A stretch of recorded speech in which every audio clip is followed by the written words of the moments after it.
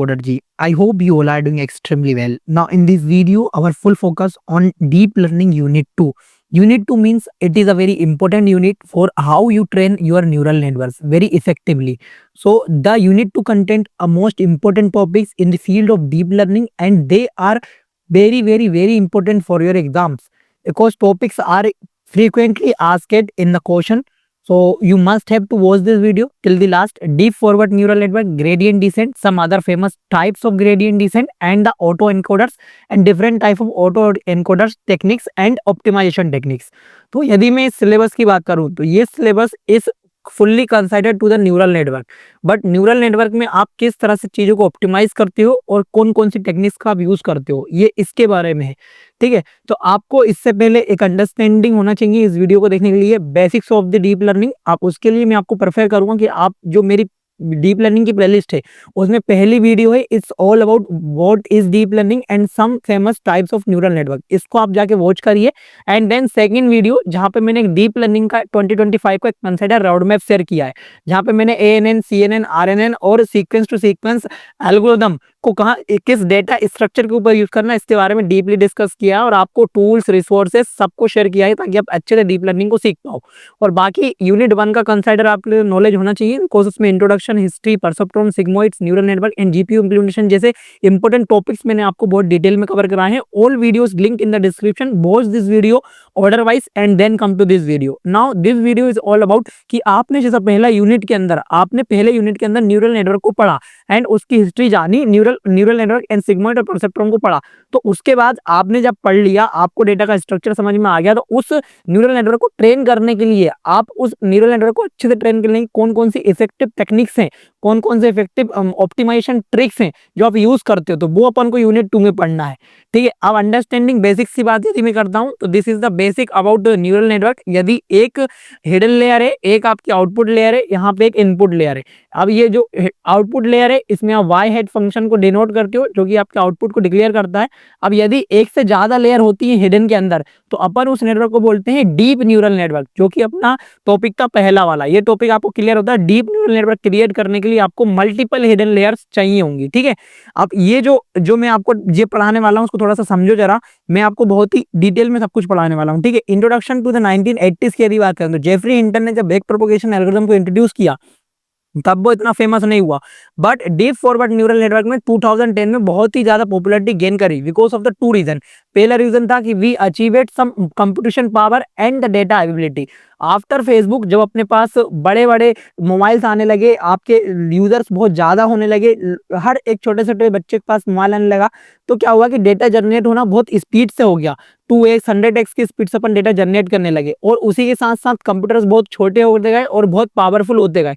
ठीक है ना, जैसे कि पहले की यदि मैं बात करूं तो 2004 तक के अपने पास नॉर्मल यदि बात करें तो 200 जीबी 256 जीबी कंप्यूटर्स मतलब कि बहुत बड़ी बात होती थी। बट अब सबसे मिनिमम जो कंप्यूटर की स्टार्टिंग होती है वो 256 जीबी स्टोरेज के साथ ही होती है। ठीक है, तो ऐसा आप समझ पा रहे हो कितना ज्यादा रिवोल्यूशनरी फील्ड आई है डेटा की मदद से। तो ये जो आपका पूरा न्यूरल नेटवर्क था, इसकी डेफिनेशन की यदि मैं बात करूं तो a neural network where the data flow only forward. अब ये इंपॉर्टेंट फैक्टर है, ये आपको कहीं नहीं मिलेगा, आपको यहीं सब पता चलेगा क्योंकि इस वीडियो को बनाने के लिए मैंने काफी सारी रिसर्च करी है और काफी सारी जगह से इसको इकट्ठा करके आपको परफेक्ट नॉलेज में प्रोवाइड करा रहा हूँ।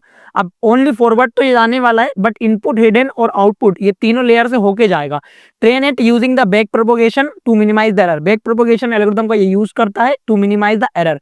एट द एंड आपका गोल क्या है कि आपका जो न्यूरल नेटवर्क है वो बहुत ज्यादा जल्दी ट्रेन हो जाए और काफी ऑप्टिमाइज रिजल्ट आपको दे। तो उसके लिए आपको कुछ ऐसे फेमस एल्गोरिथम जो ग्रेडियंट डिसेंट को इंटरनली यूज करते हैं उनका यूज करना पड़ेगा। ठीक है, अब इसका यूज केस क्या है? इसका फेमस यूज केस है यहाँ पे इमेज क्लासिफिकेशन और स्पैम डिटेक्शन के अंदर, जहाँ पे अपन रिकॉग्नाइज कर सकते हैं ऑब्जेक्ट लाइक फेस और द एनिमल। स्पैम डिटेक्शन के अंदर अपन क्लासिफाई कर सकते हैं ईमेल इज स्पैम और नॉट। अब इसको यूज करने के लिए मैं अभी आपको कोड भी एक्सप्लेन करने वाला हूँ, बट उससे पहले जो इंपॉर्टेंट चीज लाई करती है आपको समझने के लिए वो ये है कि आपको इस कम्युनिटी में ऑलवेज स्टे अपडेटेड रहना है, तभी आप चीजों को लर्न कर पाओगे। और आने वाले समय पे ये पूरा एरा जो है वो एआई का एरा है। ठीक है, तो इस वीडियो की इंपॉर्टेंस को समझते हुए आपको कुछ चीजें मैं शेयर करता हूँ कि ये जो यूनिट में अपन कंटेंट जो कवर करने वाले हैं, इस कंटेंट का बहुत ही कोर और बहुत बेसिक से जो यूज हो रहा है इन एप्लीकेशंस में हो रहा है। Applications like self driving car और chatbots, some fraud detection application and image recognition systems के अंदर एट दी कोर जो टेक्नोलॉजीज यूज हो रही है वो डीप लर्निंग हो रही है, उनको ऑप्टिमाइजली इनहेंटिकली यूज करने के लिए इन सारे एल्गोरिथम का यूज हो पा रहा है। ठीक है, अब आपको मैं एक बहुत इंपॉर्टेंट चीज शेयर करने वाला हूं जो कि इस वीडियो का बहुत इंपॉर्टेंट पार्ट है।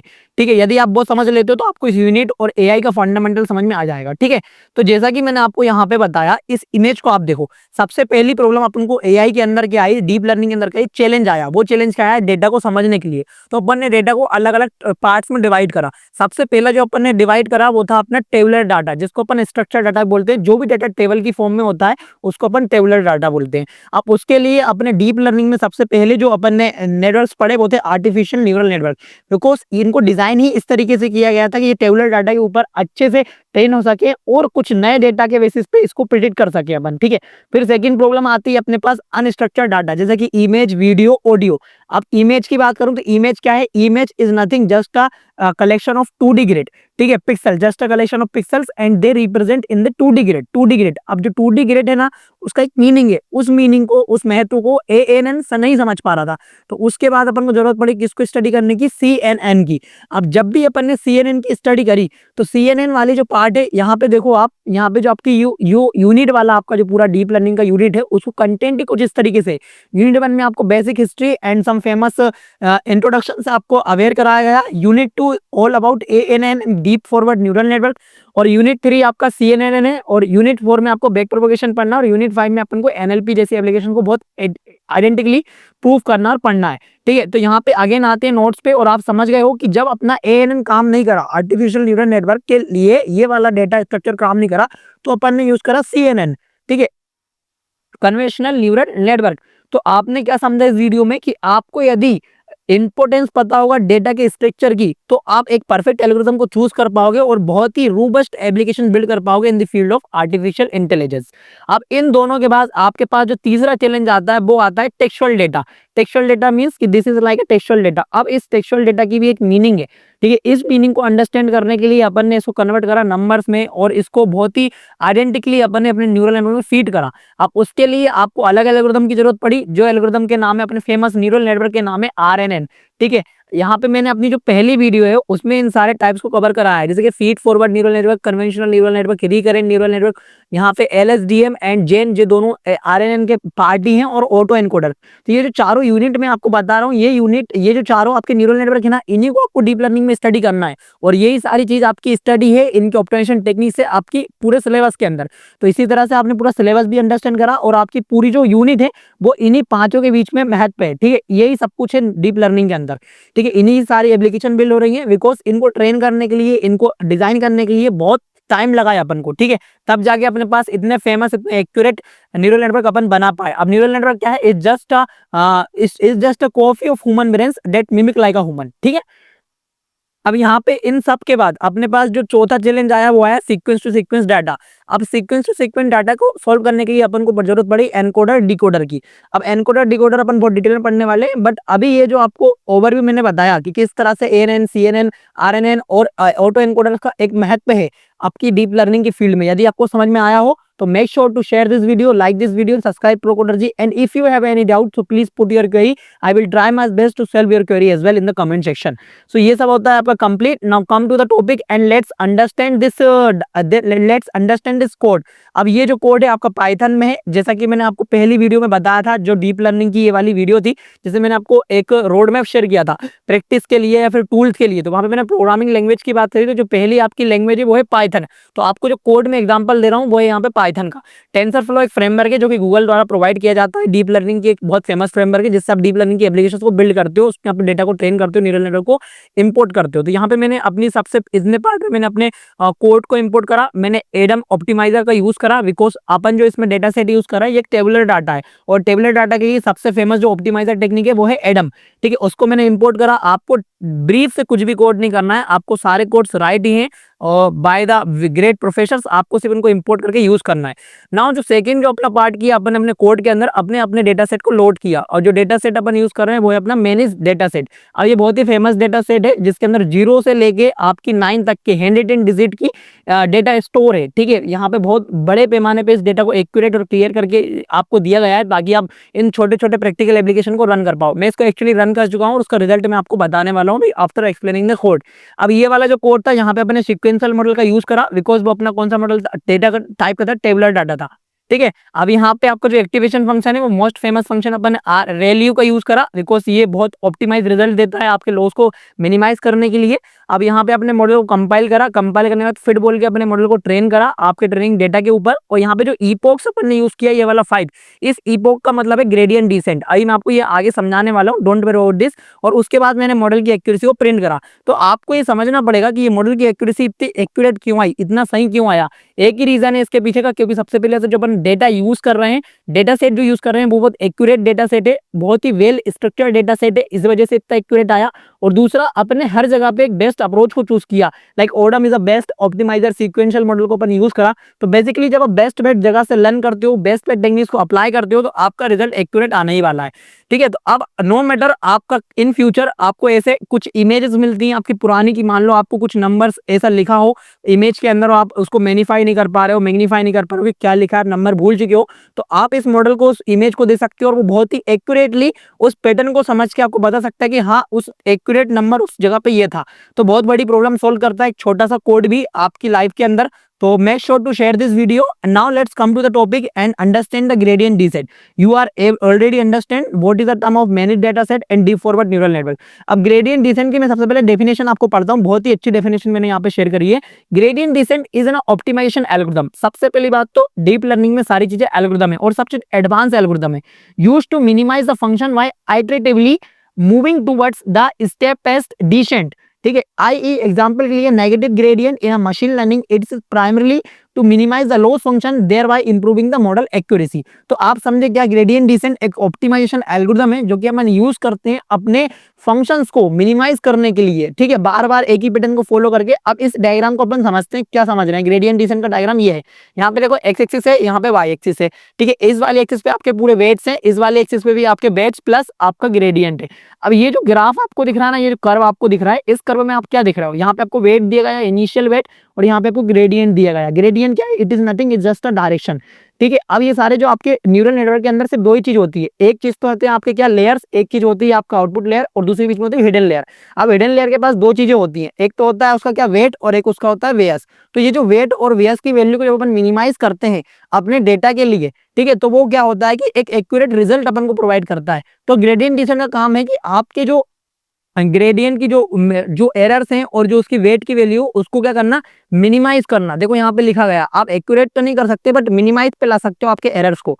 तो यहाँ पे कोस्ट ग्लोबल मिनिमम फंक्शन का अपन यूज करते हैं जिसको जेएमएनडब्ल्यू कहते हैं, और इस एंगल पे आके मिनिमम हो जाता है और अपन को अपने ग्रेडियंट descent जो अपन अप्लाई करते हैं अपने डेटा के ऊपर, वो काफी अच्छे से अपने न्यूरल नेटवर्क को ट्रेन कर लेता है। तो यहाँ पे कुछ फेमस टाइप्स हैं, batch gradient, stochastic gradient descent and mini batch gradient descent। इन सब की डेफिनेशन अपन पढ़ते हैं। वेज का मतलब है process the entire data set to compute a single update. यहाँ पे अपन एसडीडी की बात करें तो update parameters using one data point at a time allowing faster iteration but with more noise. यहाँ पे नॉइसेस थोड़ी इंक्रीज हो जाती हैं बट आपका क्या हो जाता है, फास्टर आइटरेशन हो जाता है।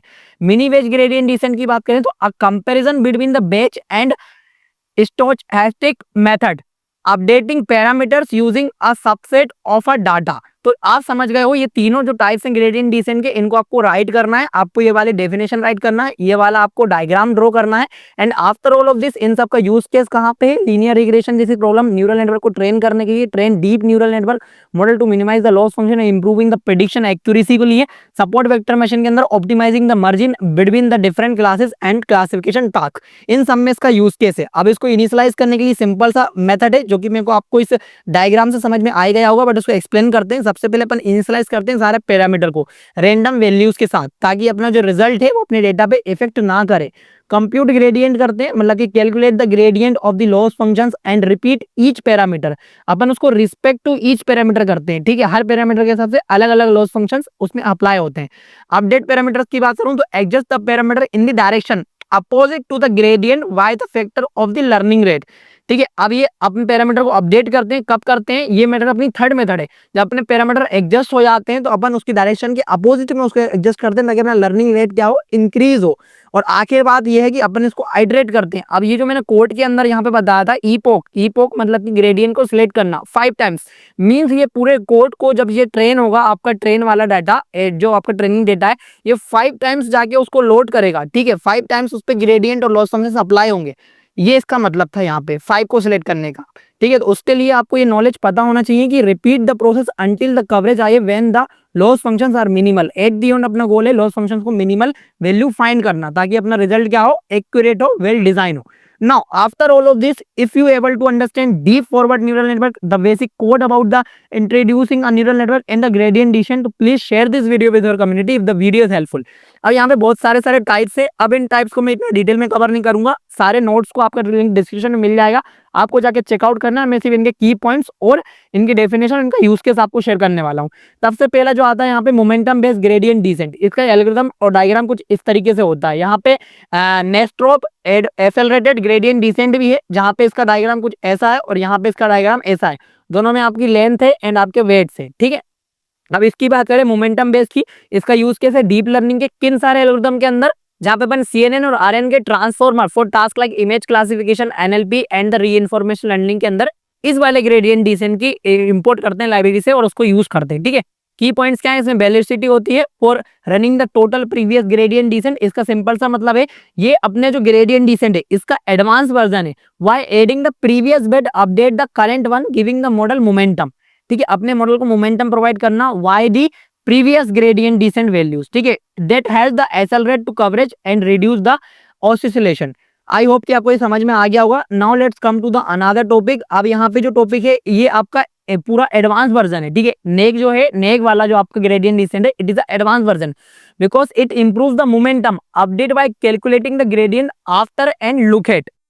ये दोनों स्टेप को प्रोसेस करता है। ठीक है, this allows the algorithm make more informative update removing. अब इसका यूज केस कहाँ पे, डीप लर्निंग के अंदर जब अपन complex model like neural network specially ना लार्ज डेटा के साथ काम करते हैं तब अपन को इस वाले ग्रेडियंट डिसेंट का यूज करना होता है। और रीइंफोर्समेंट लर्निंग जहां पे अपन स्टेबलाइज करते हैं लर्निंग को व्हेन द नेगेटिव कॉम्प्लेक्स और non linear environment will happen.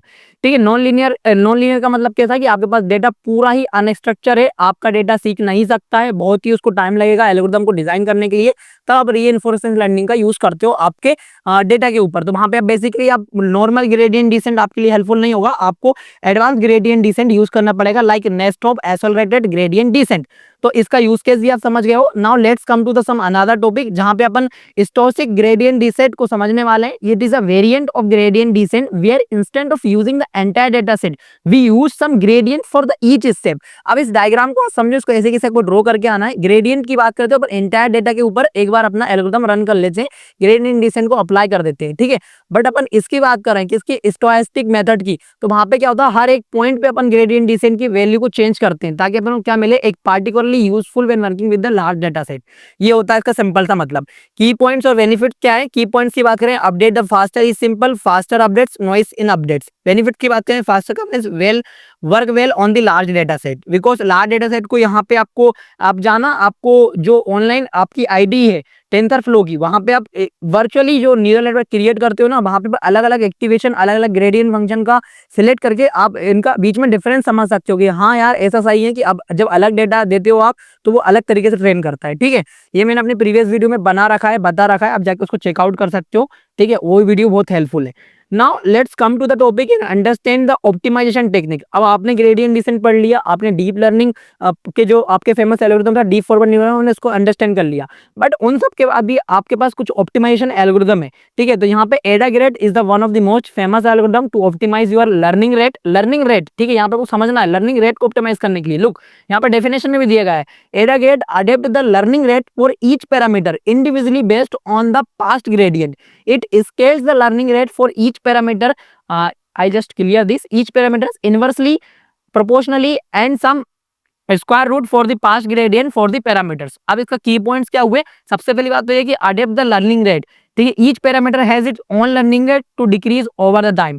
Use इस केस क्या है, स्पेस डेटा। जब भी अपने पास AdaGrad is a great problem on the space data like classification और रिकमेंडेशन सिस्टम।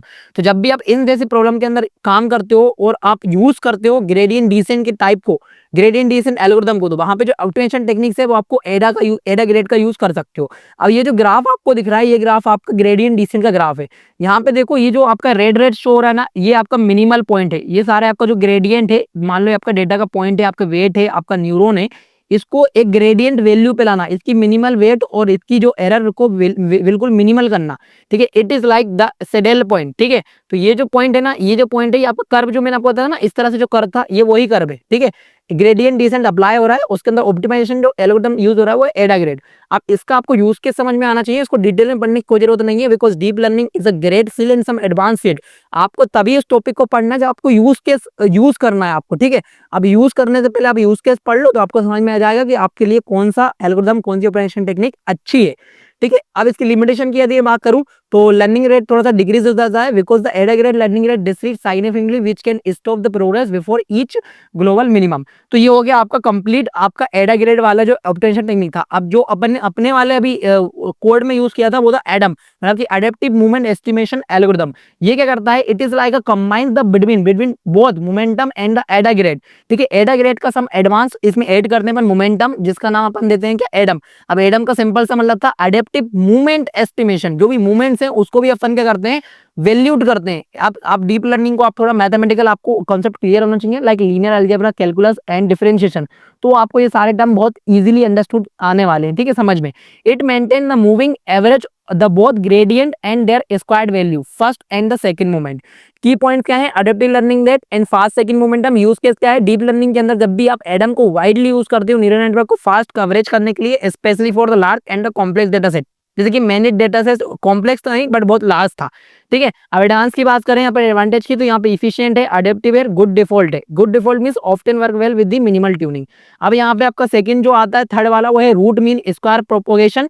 यहाँ पे दिस इज द डायग्राम। यहाँ पे प्रोपोगेशन का मतलब क्या है, देखो यहाँ पे एक मिनिमम आपके पास पॉइंट है, ग्रेडियंट डिसेंट आप अप्लाई कर रहे हो एंड आप आरएमएस प्रोपोगेशन का एल्गोरिथम का यूज कर रहे हो। इसका मतलब क्या है, adjust the learning rate based on the moving average on the squared gradient similar to the Adagrad, but instead of summing them but with decreasing factor to keep the average manageable like this, ठीक है। अब key point क्या है इसके, moving average square gradient, non stationary objects and advantage क्या है, prevent some overfitting and better for recurrent networking. इसका आपको थोड़ा डिटेल में पढ़ना पड़ेगा कि आपको जो आरएनएन वाली टेक्निक है, सीक्वेंशियल मॉडल है, उसके लिए काफी अच्छा है, ठीक है। अब आपका ये सारे डायग्राम क्लियर होते हैं। नाउ आप वीडियो का बहुत इंपॉर्टेंट पार्ट शुरू होता है, बिकॉज ये वाला जो आपका पार्ट था, ये वाला आरएमएस तक का, ठीक है, रूट मीन स्क्वायर प्रोपोगेशन वाला, इस पार्ट के अंदर आपके जो क्वेश्चंस आने के चांसेस हैं वो सिर्फ हैं ग्रेडियंट डिसेंट और डीप न्यूरल नेटवर्क से। बट आपको यदि 14 मार्क्स कैरी करने हैं तो आपको ऑटो एनकोडर बहुत अच्छे से समझना पड़ेगा। अब जैसा कि मैंने आपको यहाँ पे अभी जो डेटा का स्ट्रक्चर बताया था, उसके लिए अलग अलग एल्गोरिथम बताए थे। इसी तरह से सीक्वेंशियल डेटा जब भी अपने पास होगा तो ऑटो एनकोडर डिकोडर अपने पास क्या है, एल्गोरिथम है उस सारे डेटा के ऊपर ट्रेन करने के लिए। अब उसको अपन समझते हैं बहुत ही सिंपल टर्म से। सबसे पहले आपको ये समझना पड़ेगा, ये वाला डायग्राम देखो, यहाँ पे क्या दिख रहा है आपको, यहाँ पे आपको सिंपल सा पहले डायग्राम समझो। ऑटो एनकोडर का मतलब क्या है, एनकोडर मतलब कि जो इनपुट को एनकोड करेगा, एंड डिकोडर मतलब कि जो डिकोड करेगा आपके आउटपुट को, ठीक है। अब ये दोनों बिल्कुल एग्जैक्ट सेम होंगे, input image and the reconstruct image, ये दोनों एग्जैक्टली सेम है, बट इसका कुछ मीनिंग है, ट्रांसलेशन हुआ। ट्रांसलेशन करने के लिए अपन ने क्या किया, लेटेंट स्पेस रिप्रेजेंटेशन, जिसको अपन मिड पॉइंट बोल रहे हैं, बोटल नेक का, एनकोडर का मिड पॉइंट, ठीक है, जिसको अपन बोटल नेक भी बोलते हैं। आप इसका सिंपल सा मीनिंग आप समझ सकते हो, गूगल ट्रांसलेटर, ठीक है। इंटरनली क्या हुआ है, nice to meet you here, अरे आपसे यहां मिलकर अच्छा लगा। अब ये जो आपका सीक्वेंस टू सीक्वेंस डेटा हुआ, सीक्वेंस टू सीक्वेंस मतलब क्या, जो टेक्सचुअल डेटा है उसमें एक के बाद एक डेटा है, इस डेटा का कुछ लेंथ है, अब इस लेंथ को स्टोर करना, उस लेंथ के हर एक वर्ड का एक्चुअल मीनिंग प्रिडिक्ट करके उसको एक दूसरी लैंग्वेज में कन्वर्ट करना। तो इसके बीच में ये जो आपको एरो दिख रहा है ना, एरो जो कन्वर्टर लगा है, इसको आप रिप्रेजेंट कर सकते हो बोटल नेक से। अब इसका मीनिंग क्या हुआ, इसका ऑटो एनकोडर और एनकोडर डिकोडर का मतलब क्या हुआ, आपने तो ओनली ट्रांसलेटर दिखाया, बट आप ये नहीं समझ पाए कि इतने सालों से जब जेमिनाई जैसे मॉडल जब आया, तो यहाँ पे जितनी बार भी इसने ट्रांसलेशन किया या यूजर से इनपुट लिया, तो इसका जो एल्गोरिथम था बोटलनेक, इसने इस सारे इनपुट डेटा को क्या हुआ, ट्रेन कर लिया, इस पे वो ट्रेन हो गया। तो एनकोडर डिकोडर का सिंपल सा मतलब है कॉम्प्लेक्स डेटा जो सीक्वेंशियल डेटा है उस पर ट्रेन होना, और यदि इन फ्यूचर आप डायरेक्ट जाके पूछते हो hey nice to meet you converted into Hindi, तो ये डायरेक्टली आपको इस तरह का आंसर दे सकता है। ठीक है, तो ये हो गया आपको बोटलनेक एनकोडर डिकोडर का प्रॉब्लम। अभी नहीं समझ में आया तो अभी आपको समझ में आने वाला है जब मैं आपको सब और इसके अदर टाइप एक्सप्लेन करने वाला हूँ। अपन ने बहुत सारे एग्जांपल उठाए इस वीडियो के अंदर। ठीक है, तो एनकोडर डिकोडर क्या है, एक न्यूरल नेटवर्क के सबसे पहले तो डेट लर्न टू कंप्रेस, ये जो डेटा है इसको कंप्रेस करने वाला काम है। यहाँ पे input data into a similar size, then reconstruct it, decode and accurately at possible. अब यहाँ पे स्ट्रक्चर बात करें तो यहाँ पे एनकोडर होता है, लेटेंट स्पेस होता है, डिकोडर होता है। एनकोडर का काम होता है compress the input data into a smaller representation, latent space का मतलब होता है compress the version of the data, decoder का काम होता है reconstruct the data from the concept from the compressed version. ठीक है, this is all about encoder decoder. Now let's understand what is the use case of this. Dimension reduction, noise reduction, anomaly detection जैसे task को अपन बहुत easily effective तरह से solve कर सकते हैं। रियल लाइफ एप्लीकेशन की बात करूं यहाँ पे तो इमेज कंपैरिजन जैसे टेक्निक्स आपने यूज करी होगी, where we comparison image and reconstruct with the minimal quality of the loss. आपकी जो घटिया क्वालिटी की इमेजेस हैं आप उसको अच्छी क्वालिटी में कन्वर्ट कर रहे हो with the help of AI. तो उसके बेसिस पे जो एल्गोरिथम यूज हो रहा है, जो न्यूरल नेटवर्क यूज हो रहा है, वो हो रहा है एनकोडर डिकोडर, बिकॉज उसको ट्रेन कर चुके हैं वो बहुत सारी घटिया इमेज को अच्छी इमेज में कन्वर्ट करने के लिए, इसलिए आपको एक वेल एक्यूरेट रिजल्ट मिलता है। इंपोर्टेंट क्या है, efficient data representation and pre training, useful for deep learning when we where there is a limited level data। ठीक है, यहाँ पे टाइप्स होते हैं denoising, sparse and the variational encoders. इन सबको डिटेल में अपन यहाँ पे कवर करने वाले, डोंट वरी अबाउट एनीथिंग। ठीक है, नाउ रेगुलेशन की बात करें तो एनकोडर के अंदर prevent overfitting to help the auto encoder and generalize the better. यहाँ पे टाइप्स होते हैं इसके L1 L2, sparsity, contractivity, drop out and इसकी इंपोर्टेंस क्या है, ओवरफिटिंग। यूज केस क्या है, इमेज की नॉइजिंग को करना। जैसे कि मान लो आपकी जो ओरिजिनल इमेज है, अब इसमें आपको नॉइज क्रिएट करना है, तो इसकी नॉइज क्रिएट करने के बाद आपका जो आउटपुट होगा कुछ इस तरीके से होगा। देखो ये सब बिलर बिलर हो गया ना इस तरीके से, तो इसका जो पूरा जो वो होने वाला है स्ट्रक्चर वो क्या होगा, एक बोटलनेक होगा, आपका इनपुट होगा, आपका आउटपुट होगा। इनपुट आउटपुट एग्जैक्टली सेम है, बट इसके बीच में जो चेंजेस हुए हैं वो क्या है, नॉइज को डिक्रीज करना, नॉइज को यहाँ पे ऐड करना। ठीक है, तो ये जो आपका जो बोटलनेक वाला प्रॉब्लम हुआ, ये जो आपके जो नोट्स थे, ये जो आपके न्यूरॉन्स थे, इन्होंने इस डेटा को परफेक्टली ट्रेन कर लिया। अब इन फ्यूचर यदि आप इस तरह का डेटा इसको देते हो तो बहुत ही एक्यूरेटली आपको आंसर प्रोवाइड करने वाला है। ठीक है, नाउ अब यहाँ पे डिनॉइजिंग ऑटो एनकोडर का मतलब क्या होगा, जो भी आपकी गंदी इमेजेस हैं या जो लो क्वालिटी की इमेज है, using denoising auto encoders you can create a high quality visual image. ठीक है, अब यहाँ पे डेफिनेशन पढ़ो, are autoencoders that trained to remove the noise from the input data। How it works, the model trained on the corrupted noisy data like this data। ठीक है, learn reconstruct to clear the version of the data. Importance क्या है, improve data quality by removing the unwanted noise. Use case क्या है, image को denoising करना। This is also a famous algorithm example where the original image is like for adding the noise is like this and giving to the encoder and the code internal code algorithm like Adam gradient descent and backpropagation some other neural network, they will decode it and give you the perfect result output like this। यहाँ पे आपका डिनोइजिंग के लिए एक और example है, जैसे कि मैं अभी इस वीडियो को शूट कर रहा हूँ एंड आफ्टर दिस वीडियो मैं इस वीडियो का जो ऑडियो है उसको मैं क्या करूंगा, उसको मैं पूरा डाउनलोड करूंगा और अडोबी का जो वो होता है एक एआई, उस पे जाके मैं उस ऑडियो को पेस्ट करूंगा, तो वो ऑटोमेटिकली मेरे इस माइक को एक प्रोफेशनल माइक की वॉइस में कन्वर्ट कर देगा, ताकि आप जो वॉइस सुन रहे हो ये वीडियो को भी मैं बहुत सारी एआई की हेल्प लेके ही बनाता हूँ। ठीक है, तो आपको इसका डे टू डे लाइफ में यूज करना है तो please put comment, I will try my resources how can I use the AI for my learning and teaching. Now TensorFlow और यहाँ पे केरास, अब ये दोनों आपको पॉइंट कॉम्प्लेक्स बिल्कुल वो नहीं होना है कंफ्यूज, दोनों बात एक ही है। बस टेंसरफ्लो क्या है, टेंसरफ्लो एक फ्रेमवर्क है और इसके ऊपर टेंसरफ्लो इतना कठिन हो गया था यूज करना कि गूगल को क्या करना पड़ा, एक केरास करके इसी के ऊपर फ्रेमवर्क क्रिएट करना पड़ा। तो टेंसरफ्लो के ऊपर जो फ्रेमवर्क क्रिएट हुआ उसका नाम है केरास। इन दोनों का लाइब्रेरीज वो बोल सकते हो डीप लर्निंग की। ठीक है, यहाँ पे इतना जो पार्ट है वो आपका एनकोडर का काम कर रहा है, ये जो पार्ट है आपका डिकोडर का काम कर रहा है। ठीक है, और यहाँ पे अलग अलग एल्गोरिथम का आप यूज करते हो जो आपके लिए न्यूरल नेटवर्क क्रिएट करते हैं और आपके डेटा को ट्रेन करके आप वेल एक्यूरेट रिजल्ट देते हैं।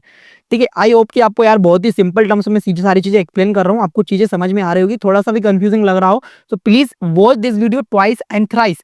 ठीक है, इन द 2x स्पीड, तो आपको बहुत सारी चीजें बेसिक समझ में क्लियर हो जाएगी। अब यहाँ पे स्पार्स ऑटो एनकोडर का मतलब क्या है, encourage the model use few active neurons to learn the most important, मतलब है adds a penalty to the loss function to give the most of the neuron inactive. Importance क्या है, help the model to learn the compact efficient and representation. Use के क्या है, future expression. अब यहाँ पे आपको समझना पड़ेगा इसका पूरा वो जो डायग्राम है, इसको समझो आप थोड़ा सा कि मान लो आपकी जो ओरिजिनल इमेज थी ये आपका एनकोडर वाला पार्ट है, ये आपका डिकोडर वाला पार्ट है, बीच में आपका न्यूरल नेटवर्क है। तो यहाँ पे हर एक न्यूरल नेटवर्क को ट्रेन करने के लिए एक पार्टिकुलर लेयर आपने ऐड कर रखी है। Look, this is the particular layer, this is the particular layer, ये सब आपस में स्टे कनेक्टेड है। तो ये जब आपकी जो नॉइजी इमेज है, आप add the input as a noisy image, ठीक है, तो feed the corrected input to the encoder, auto encoder, and this will reduce. अब देखो यहाँ पे जो आपका जो ये जो आपका आउटपुट है ना, इसके लिए बार बार इस इमेज को क्या करेगा, यहाँ पे इवेल्युएट करेगा।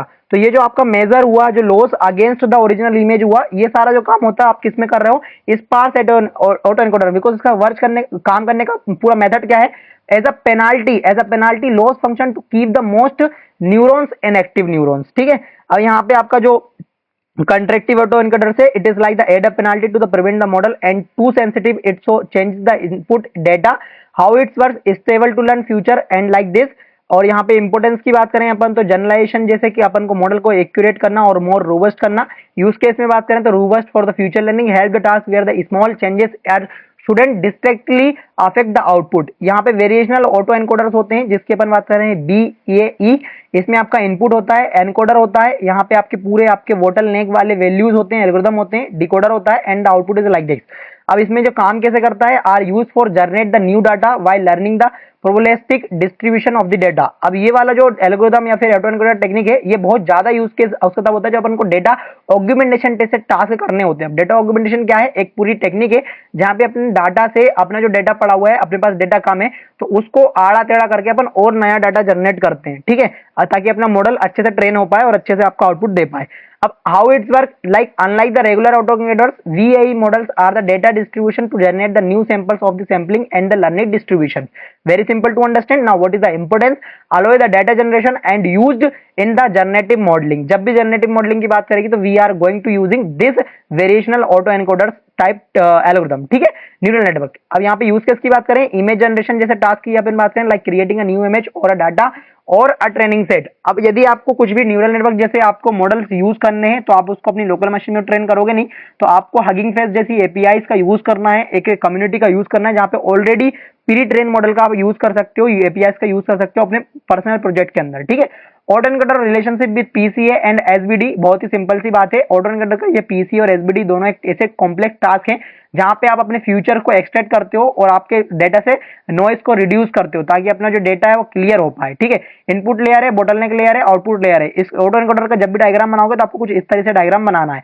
अब यहाँ पे पीसीए का सिंपल सा मतलब है प्रिंसिपल कंपोनेंट एनालिसिस, और यहाँ पे singular value decomposition are all used for the dimensional reduction. अब डायमेंशनल रिडक्शन का मतलब क्या है, अपने डेटा में से बहुत ही सारी टेक्निक्स, बहुत ही ज्यादा अनवांटेड डेटा को क्या करना, रिड्यूस करना। यही यहाँ पे लिखा हुआ है, linear techniques that reduce the data dimension bye capturing the most important features, only capture the most important features and forget remove all, ठीक है। ऑटो एनकोडर्स की बात करें तो यहाँ पे learn a non linear mapping to compress the data और lower dimension while the proving the importance of the pattern. यहाँ पे इंपोर्टेंस क्या है, all techniques help to reduce the data complexity for better processing and analysis. Use case क्या है, data compression जैसी बात करें अपन, auto encoders PCA SVD used for the reducing the data size while keeping the features key features, ठीक है। Data को size को जब बड़ा डेटा होता है तो अपन आपने कभी टेबल पे जाके देखा होगा कि आपको हर डेटा के दो वर्जन मिलते हैं। एक डेटा आपका होता है बड़ा वाला जहां पे एमबी या जीबी में आपका डेटा की वैल्यू होती है, और कुछ वही डेटा का बिल्कुल सेम डेटा होता है जहां पे आपका जो डेटा सेट की जो पूरा साइज होता है वो होता है आपका किसमें, केबी में या फिर एमबी में। तो बेसिकली उनमें डिफरेंस क्या होता है, यदि हम इमेज डेटा की सेट की बात करूं तो यहाँ पे जो पिक्सल्स की वैल्यू होती है वो बहुत हाई होती है और हाई क्वालिटी इमेज होती है, तो उसको स्टोर करते हैं अपन, तो बहुत ऑब्वियसली ज्यादा मेमोरी लगने वाली है, तो उस डेटा सेट का क्या होता है, साइज ज्यादा हो जाता है। और इसी का सेम वेरिएंट बनाते हैं कि मान लो किसी के पास अच्छी मशीन नहीं है और उसको डेटा को ट्रेन करना है, तो उसके लिए लो क्वालिटी वाला इमेज डेटा भी आप ले सकते हो। ऐसा नॉर्मली आपको देखने को मिलता होगा यदि आपने केगल जैसी कम्युनिटी का कभी यूज किया है तो। अब डेटा सेट ऑगमेंटेशन जो कि मैंने अभी आपको बताया, it involves creating the new data from existing data by applying random transformation like rotation, flip और नॉइस। ये सारे आपका जो ओरिजिनल एक इमेज है, आप इसमें इतने सारे टास्क करके आपने न्यूरल नेटवर्क को फीड कर सकते हो कि नहीं ये एक इसी सेम डाटा से आपने बहुत सारा डाटा जनरेट कर लिया, लाइक उसको हॉरिजॉन्टल, वर्टिकल, इसकी रोटेशन, अलग अलग डिग्री, क्रॉप करना, थोड़ा ब्लर करना, डार्कर करना। तो एक डेटा से आपने बहुत सारे डेटा जनरेट कर लिए। ये जो डाटा जनरेट किए ना, ये आपको हेल्प करेंगे, आपको आपके डेटा ऑगमेंटेशन वाली ट्रिक है कि आपको जो डीप लर्निंग का नेटवर्क है ना, उसको चाहिए क्या, बहुत ज्यादा data, because it is a hungry for the data and after all of the large data it will going to train a well, ठीक है। तो ट्रेन वेल करने के लिए अभी आपको डेटा कम पड़ता है तो आप डेटा ऑगमेंटेशन टेक्निक्स का यूज करते हो। अब ये वर्क कैसे करता है, by modifying the original data to create the new example and train it the more effectively.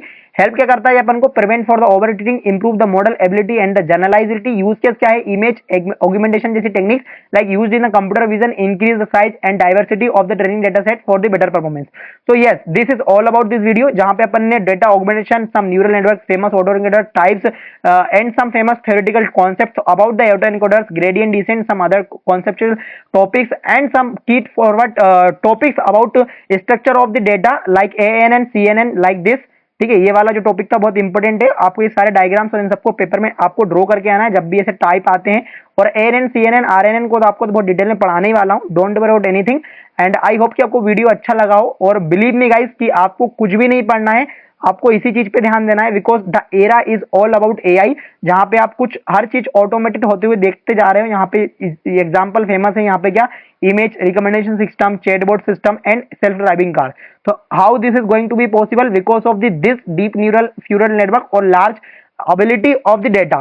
ठीक है, आई होप कि गाइस आपको वीडियो अच्छा लगा हो। प्लीज यदि वीडियो अच्छा लगा हो तो share this video with your friend.